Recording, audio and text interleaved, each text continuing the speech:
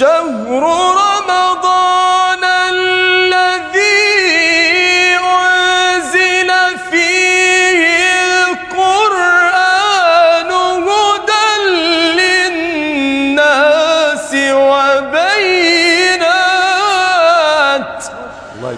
هدى للناس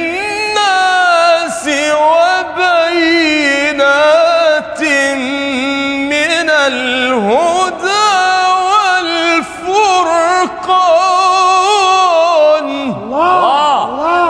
فمن شهد منكم الشهر فليصم، ومن كان مريضا أو على سفر فعدة من أيام أخرى. الله